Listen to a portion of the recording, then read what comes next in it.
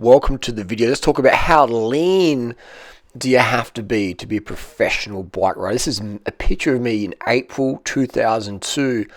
I was flying back then. I destroyed the field at a local 24-hour cross-country race. So this is April 2002. I smoked everyone. I was just flying back then. I was probably about 59 kilos at 6 foot. This is me.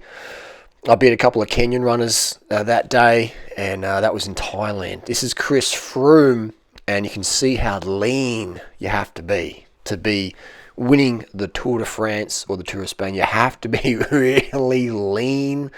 And Tyler Hamilton, 2003, look how lean he is. All right, you got to be lean on lean. All right, this is how it is. So people don't understand that. They just think you're skinny, and they think, oh, you're weak. But this is fit skinny. This is Michael Rasmussen, and and this is Tom Boonen. Look how skinny he is. He's scrawny, and he's one of the best sprinters ever. So he's scrawny, just chicken-chested, pigeon-chested, no muscle at all, just lean. And you have to be that way. This is me and Richie Port, standing next to Richie Port, one of Australia's best cyclists. I look like a bodybuilder. So you have to be lean and small. Andy Schleck, Basso, And you've got Froome and Lance. See the differences there. This is Lance after he's retired. So this is me in 2003. This is after 2002. This is when I was eating a lot of fat. I was just smashing in the vegan Nutella and a lot of fatty dishes, corn chips, etc. And this is our race for Belgium team in Belgium there in Aalst. And I had good times, but definitely I was eating a lot of fat, and it definitely showed on my face. This is in 2005 with a couple of the guys, some Lotto de Vitamin. Back in the day, 2005. Look at that. I'm wearing a Geese Swiss cut-off jersey on my old Trek US postal bike with a Spinachy Spox and a 7700 group set and standard chain rings. This is Mario Ertz there having a laugh. And this is Chris Froome in the 2012 Tour de France when he was making his sort of name there. Look at how skinny he is. His biceps, his elbows are bigger than his bicep. His wrists are almost as big as his bicep. All right, this is the deal. This is me. This is pre-anabolic era. This is 2013. And look at that body fat there. This is recent. So my body fat has always been, relatively low. And with taking anabolics, it just means I have more muscle. You have more muscle. So 2016 pic, you see I have more muscle on my legs in this pic, purely from anabolics and extra protein in the diet. Same here, this is anabolic effect, extra protein, extra fat, and it's made me look a lot different from 2002, hasn't it? Same deal here, more muscle just from the extra anabolics and also consuming more protein, which the anabolics help partition into your muscles. This is testosterone decanoate. You can see just a massive transformation, physique change compared to 2002, 2013 full natty bro. This is 2009 Oscar Pereiro and that boyish durianrider face. This is January 2010. You can see I'm still pretty lean, not as lean as I am now because I was eating a bit more fat. This is me back in the Photoshop days. That's how I would look. This is how I would look if I didn't go vegan, high carb, low fat. 100%. I love to eat. So all these pictures here, you're seeing me with, unlimited carbohydrate. Everything's unlimited carbs. And the only difference is you'll see when I was fatter, my face, is I was eating more fat. Right? So simple as that. If you want to be lean, then eat unlimited carbohydrates. As soon as you restrict your carbs, you slow down your thyroid and you'll start eating more fat to catch up the calories, and then that's a disaster. Right? So you don't want to have slow thyroid plus dietary fat, otherwise you'll be really struggling. So here's some fresh fruit here. So fruit from rice, sugar from rice, fruits, sugar from sugar. It's all good.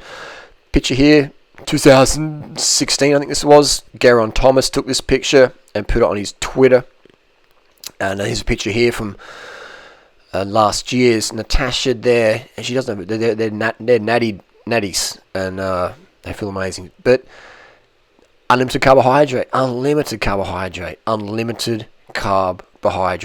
you limit your carbs, you limit everything in your life. All right, here we're in Phuket, Thailand, and you can see Natasha. Here we go. So that physique there, she's only 21. And people say, oh, yeah, she's 21. You can't be fat when you're 21. It's like, go down to the beach and you'll see a bunch of 21-year-olds. And how many of them actually slim like that? How many of them could just jump onto the Victoria's Secret lingerie, bikini, whatever, and just walk on there?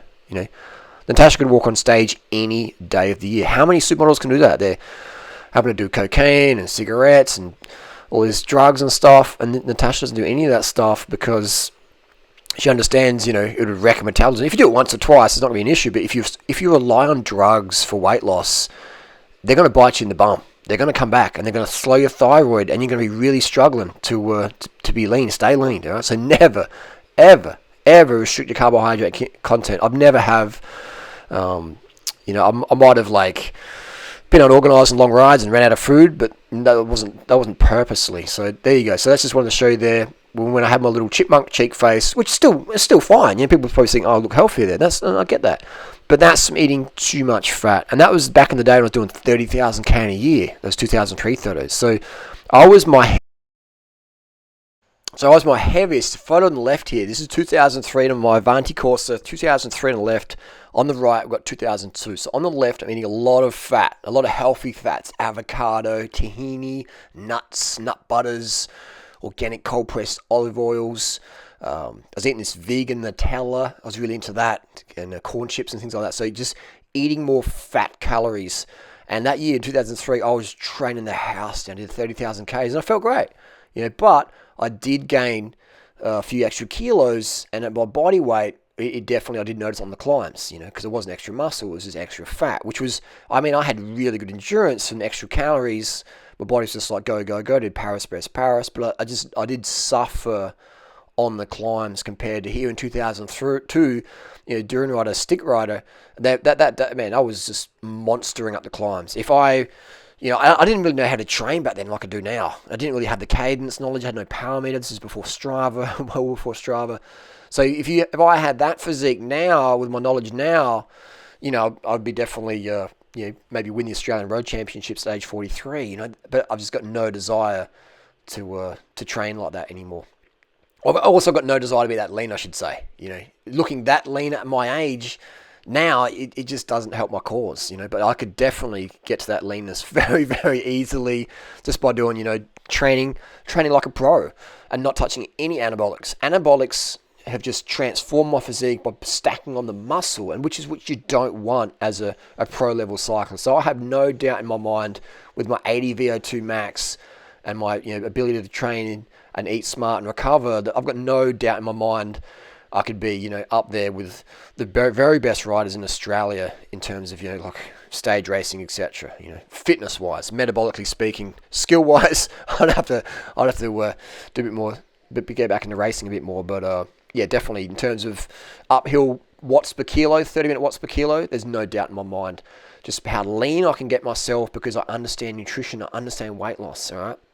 So that's the deal. I understand blood volume. So I can get myself super skinny with a lot of blood, and you just ride like a freak. You know, you just ride like a freak. And that's what the average person doesn't understand. They're like, oh, someone said you got skinny knees, that's unhealthy. And it's like, well, it depends how you get there. And depends what you like when you're there. If you've got skinny knees or whatever and you can't push watts, then there's something wrong. But if you've got skinny knees, and I was cracking Dura-Ace cranks back then, literally. I was cracking Dura-Ace cranks. I was in the 53-21 doing strength efforts up Corkscrew Road. It was insane, you know, like flying. And I wish, you know, I won't go back there because I don't want to be that skinny at age 42, almost 43. So it's just, that's just the deal there. But I just, you know, I roll my eyes, I shake my head when people say, oh, sugar makes you fat, doing right, and I'm so, oh my God, what are you saying? Look at these photos, look how lean I am now and back in the day. Sugar for the win. And when you get too lean, please eat more fat, eat more protein. You know, do that. Take some anabolics if you need to, but that's just showing you, proving you hormones determine weight gain and weight loss. All right. So if you eat more fat, you'll store more fat. Simple as that. Sorry for the confusion. Hopefully that provides the context, much needed context. Ask the questions. Let's educate others. Let's educate ourselves and share the good message. Thanks for watching. Any questions? Hit me up down below. Thank you. Hope it's clear. If it's not, let me know.